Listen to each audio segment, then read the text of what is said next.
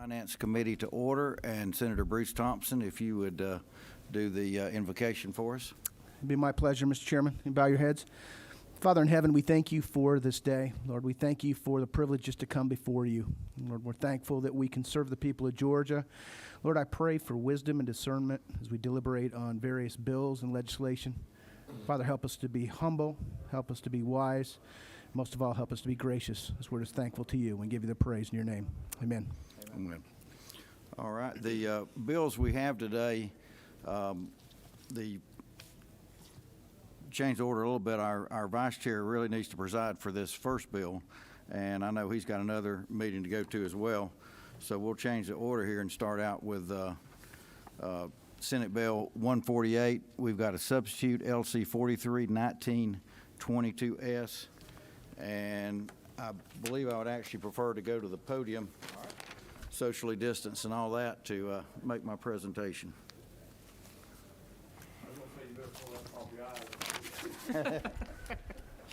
It's one of those presentations. All right, thank you, Mr. Chairman. Ladies and gentlemen, we're going to hear Senate Bill 148. You should have in front of you LC 43-1922S. And Chairman Huffstetler will be presenting from the podium. All right, thank you, Mr. Chair. This bill is sort of a repeat of a bill from 2010. There was a committee that was put together to study what we needed to do to make our state economically competitive for the next decade. Those that were here at the time, I wasn't, seemed to believe that there was a lot of good things that came of this, and that was a major factor in our economic competitiveness, saying that, you know, we have now been the #1 state to do business in for 8 years in a row. And it's been a decade. It's actually been 11 years since we did this. And so this would do the project all over again and say, what do we need to do for the next decade?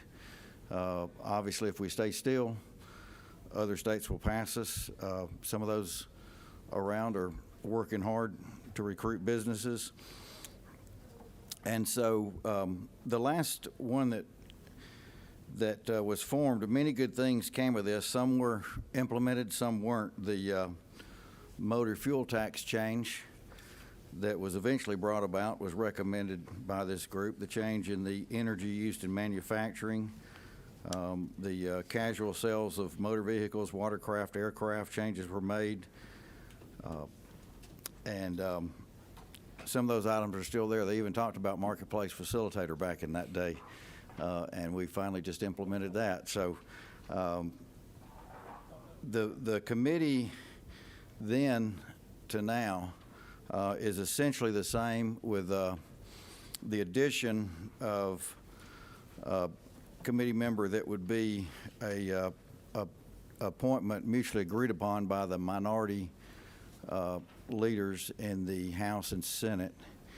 And I've had some questions from the, and this committee, let me go over that structure a little bit there too. You've got the governor, the lieutenant governor, and the speaker would all appoint, you know, an economics expert, professor type individual on this committee. The governor is on there, as was before. A nonpartisan fiscal expert agreed to by the minority leaders of the House of Representatives and the Senate. The 2021 chairperson of the Georgia Chamber of Commerce and the 2021 state director for the National Federation of Independent Businesses, same as before. And then there would be 2 members appointed by the lieutenant governor, 2 members appointed by the speaker of the House of Representatives. We've had some interest in others that would like to be part of this committee, and so what we've done on there, we're trying to keep it intact at 11 members, voting members, but we added at their request the president of the metro area Atlanta Chamber of Commerce, or his or her designee, who would serve as an ex officio non-voting member, and the commissioner of the Department of Economic Development, or his or her designee, who may also serve as an ex officio member.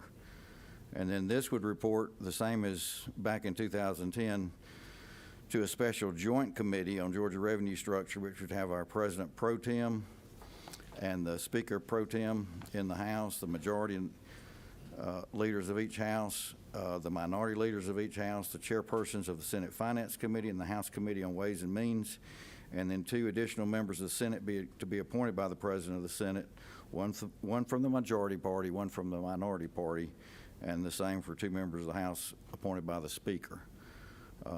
Again, this was, I think, a committee that did a lot of great things for the state of Georgia. And looking forward, we need to say, what are we going to do for the next decade to remain competitive? What do we need to change? And that's my presentation of the bill. Would welcome any questions. Thank you, Mr. Chairman.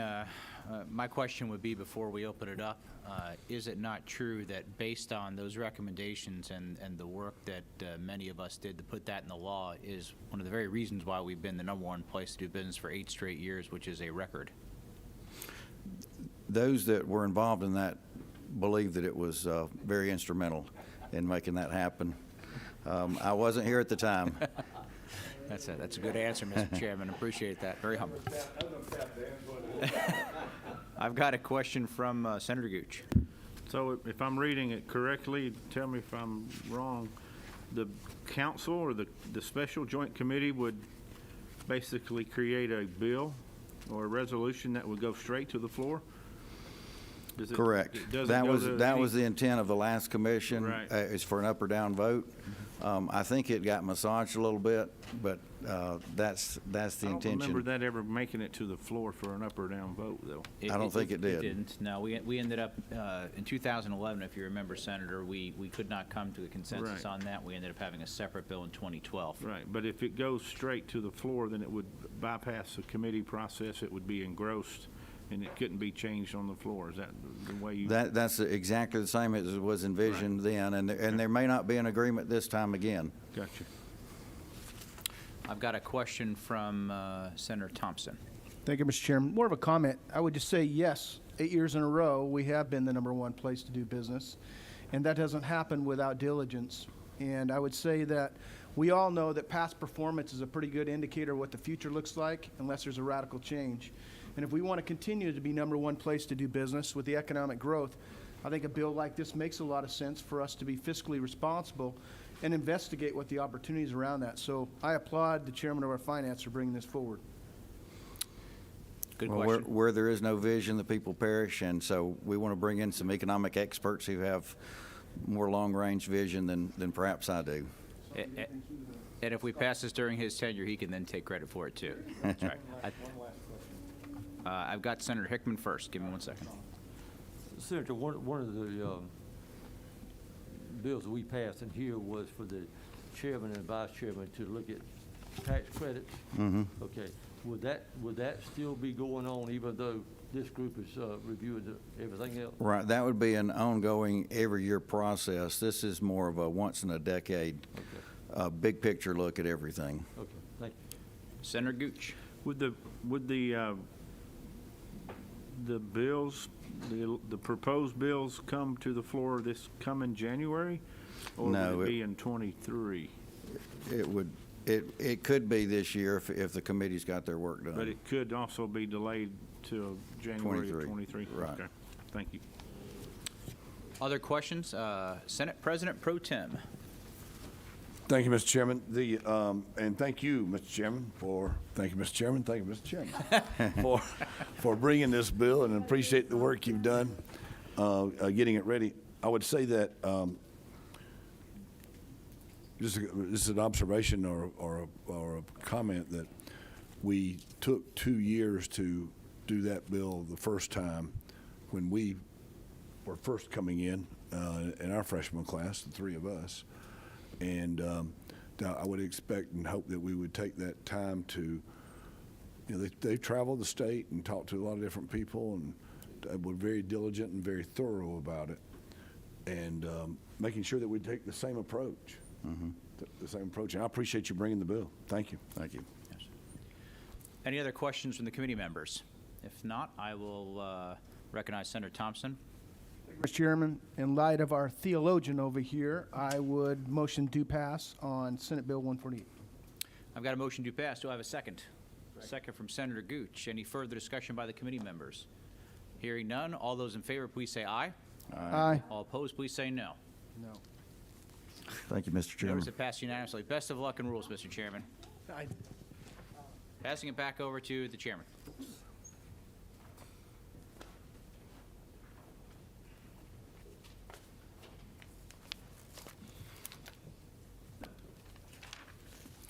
All right, we've got the annual IRC update bill before us.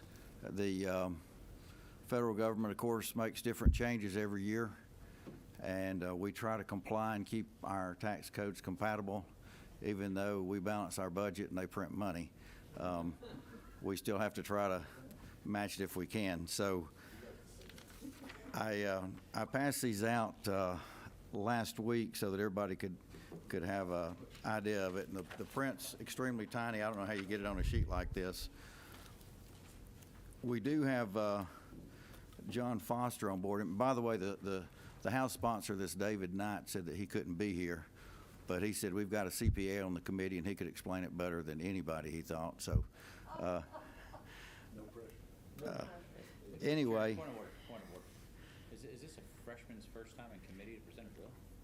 Well, he would be on the floor, I believe, if he accepts David Knight's recommendation that he be a Senate sponsor. It would be the first time on the floor. Go ahead. Mr. Chairman, let me get this right. I've only been here 8 years. We're going to have a Senate member present a House member's bill in committee? We've done it before, but that's what we're at here. I've got John Foster from the Department of Revenue, who is the expert. If we could go ahead and put him on and maybe have him briefly go through this. Sure. Do I need to hit something here? Or? Chairman, can you hear me? I can hear you great. Okay, great. So do you want me to go line by line on the summary sheet? Just on the summary sheet, yeah, just kind of quickly go through each line item, and then we'll see if there's any questions. Yeah, sure. So the way this is set up is the same way that it's set up every year. The summary sheet is on the top, and what we do is pull the bigger items and put them on the summary sheet. But there should be, and I'm not sure if you guys have the entire packet, but there is also a tab that has the smaller details. So We gave that out last week. Right now, we've just sort of got the summary sheet that we're working off of. okay, great. So the way this works is we first just come up with the total costs. And so if you look on the first line, you can see that the total cost of the bills is $254.4 million. And it's not equally each year, but close. 2022 is a little bit higher. There was really just one federal act that was passed. It was in December of 2020. And that was it was part of the Consolidated Appropriations Act. So that's that. So a lot of times when we do this, there are some significantly large items or items that we have not historically adopted. And if you look in that section, you can see there's an NA because there aren't any items that we haven't adopted. I think if anyone that was around last year will recall, there was an item that was like $1 billion and another one that was worth like $500 million. There's none of that. They all range anywhere, the bigger items from anywhere 20 million to 60 million, I think, something like that. So I'll start going through each item. The first one has to do with charitable contributions by non-itemizers. The CARES Act last year created a $300 kind of above the line deduction. So if you don't itemize your deduction, it allowed a $300 deduction. And that, so what this bill does is just extend that for through 2021. And you can see the cost of that is about 25 million, 24.6 million. And I guess as I'm going, if just stop me. I'm happy as best I can to explain further. The next item, the modification of the limitations on charitable contributions. Normally, your charitable contributions are limited to a certain percentage of your AGI. And what this does is for 2020 and 2021, it does away with that limitation. So you could contribute to a charity up to 100% of your adjusted gross income. And that one costs about 7.3 million. And I think those of you who have been around probably know, but the way this works is we prepare the spreadsheet, and then the Georgia State Fiscal Research Center, the same people who do the fiscal notes, they put the numbers in. So just so everyone's clear. The next two items have to do with the low-income housing tax credit. For the most part, federal credits don't affect Georgia. So you'll see in the detail, there's like one whole cell that kind of deals with federal credits. But Georgia's low-income housing tax credit is based on the federal credit. It's 100% of the federal credit. So if that changes, then Georgia's credit changes as well. The first item makes changes to the rate and how that's calculated. And the second one increases the ceiling. And the two together are about 45 million. You can see like 34.8 million and 10 million. The next item, the 50% limit on business meals. I think anyone who's pays attention, or actually probably anyone, would know the restaurants are having a pretty tough time. And normally, if you have a business meal, you can only deduct 50% of it. But what this does is allow 100% deduction for 21 and 22. And I think the purpose is kind of obvious. That one is a little bit more expensive. It's 50.9 million, so about 51 million. The next item, the reduction in the medical expense deduction floor. For years, the floor was 7.5%, which that meant you could not deduct your medical expenses unless it exceeded 7.5% of your adjusted gross income. So the Tax Reform Act in 2017 raised that, I think, to maybe 12.5%. The CARES Act reduced it through 2020 back to the 7.5%. And so then what this does is, again, reduces it to 7.5%, but it does it permanently. So we're kind of back to where we were before the Tax Reform Act. And that costs 61.7 million, so about 62 million. And we should be turning the page, maybe, depending upon how it printed. But the next item, the exclusion from gross income of discharge of qualified principal residence indebtedness. Normally, if you have your debt forgiven, say because your home was foreclosed on, that is a taxable event.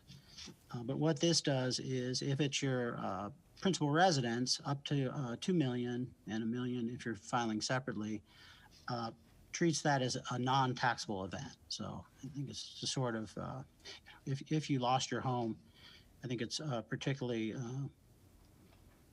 then all of a sudden you realize you owe a bunch of taxes from it too. So it's to help for that. And this has been around for a while, and this just is extending it. And that cost is 19.6 million, so about 20 million. The next item, the extension of the expensing rules for certain productions. This is another item that has been around for a long time. So this is one of the commonly referred to as an extender. What this does is allow a film production to write off up front the first 15 million of their aggregate costs. Normally, with a film, you total up all your costs and then you can write off the actual costs over the life of the film. But this allows for the first 15 million. And this again, this extends it through 2025. So this over the life, there's not really a cost. But since it's extended through 2025, this time it is all negative. But in those later years that you can't see, it would eventually turn around. But this is, and the total cost is 23.1 million, so about 23 million. The exclusion for certain employer payments of student loans. What this does is if your employer pays for part of your student loans up to $5,250, then it's not a taxable event for the employee. So this is to, I think if you've been paying attention to, you know, the student loans are a problem for some people. So, and by a problem, I mean, it's kind of been an issue in the news, that kind of thing. So what this does, as I said, is allow an employer to pay, and when they do that, it's then not a taxable event. But it is limited to the $5,250, and the cost of that is $14.2 million. The last three items are all related to the PPP loan program, which I think most people have heard of what that is. There are kind of two pieces to that program. If you use the money for what you're supposed to use it for, which is salaries, rent, then the loan is forgiven. And as I said before, when a loan is forgiven, it's normally a taxable event. So, the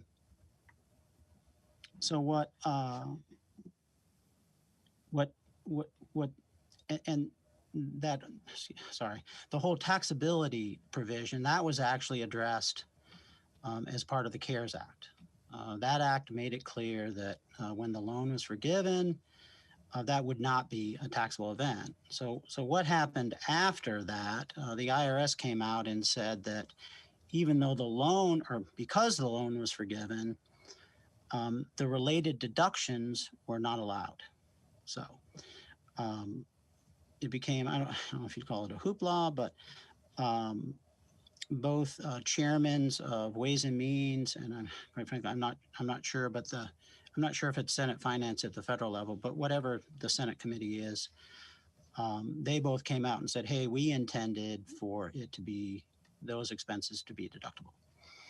So what this part of the bill does is clarifies that they are deductible. So the first two items, one has to do with the actual PPP loan, and the other is an economic injury disaster loan, which is something like a PPP loan, but both of those are essentially the same issue. It clarifies that for sure the expenses are deductible, even though the loan was forgiven. And I'm going to talk about the cost in just a minute, but I want to kind of get the explanation out there. And then the second item is just making it clear that, again, on these, I think they're allowing more money to be drawn on the PPP loans. And that is just making it clear that, again, on those pieces, the actual amount of the debt that's forgiven, that's not a taxable event. So it's really kind of the same thing as what was already decided in the CARES Act. And so as far as the costs, GSU spoke with the state's economist, and I think the state's economists assumed that this was going to happen, that the expenses were going to be deductible. So they already they assumed it was in the revenue baseline. So that's why there's no revenue effect. I think also there's not a lot of numbers out there. I think federally they assumed also that it wasn't there. So I don't think they put a number to it. So it's kind of a tough thing to do. But so that's why there's no revenue effect for that. And then I mentioned that the summary sheet just includes items that are more than 5 million, or maybe 5 million or more. So this last line is kind of the catch-all. Other miscellaneous items that are less than 5 million, and you can see they are really small. Together, all of them only total 8 million. So you can see there again, the total cost, kind of to summarize, is the 254 million again. Every year, there's kind of a conversation about whether we should do this retroactive or not. Federally, it's retroactive to 2020. And some of you may or may not recall, but last year's bill, the one that you all addressed in June, it was actually, so we were in 2020 in June, right? It was a retroactive to 18 and 19, which had never, that I can recall, been done. And so what the state did was they made it retroactive to, I think it was 19, if I'm remembering right. But this year you can see the cost of, whether you would make it retroactive or not, is a relatively small amount. It's just the 5.4 million. So it doesn't seem like you'd have as much of a conversation about that. But of course, that's up to you all. So essentially, if you were to, excuse me. Okay, sorry, I thought someone had a question, but so to summarize, the total cost, if we went back to 2020, which is federal at what they do, is the 254.4 million. All right, we appreciate the presentation. And you're right, last year went back 2 years. This committee actually recommended against that, but ultimately it did. We've got a few glazed over eyes, but our Senator Hickman, the CPA, started drinking water. He got so excited at seeing all these numbers, since that's his living. A question from Senator Hickman here. Foster, Yes, sir. Mr. Foster, let me just clear, on the line items here, the 5.4 million and 48.5 million and then the 61.3, the 5.4 and the 48.5, that 48.5 is in June 30, 21, correct? I think what you're asking, the totals, and I'm going to just tell you what I think you're asking so I can make sure I'm answering the question, but the retroactive cost is 5.4 million. That number isn't actually, that number is part of the other numbers. So if you add up the 48.6, the 81.3, and so on, you'll get the 254. But I think what you're asking is, are those state fiscal years? And the answer is yes. Okay, So the 2021 is the year ending in June of 21. So whenever I guess it's a redundant question, whenever we voted on the amended budget a few days ago, this reduction in revenue was taken into consideration in that budget? I think it was assumed to be in there, correct, in the revenue Yeah, projections. that's what I'm asking, so it's in there. Yeah, and I think Chairman Huffstetler would know better than me. All right.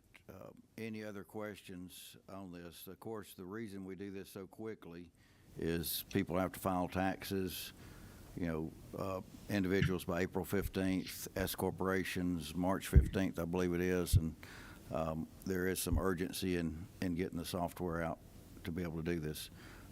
Senator Cowsert, our chair. Thank you, Mr. Chairman.